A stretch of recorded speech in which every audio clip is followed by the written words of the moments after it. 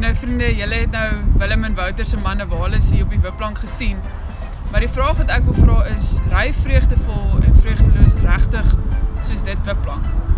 Kom luister Sondag na ons tema, vreugde is nie 'n opsie nie. En dan gaan ons bietjie meer oor die onderwerp gesels. Ek sien jou daar.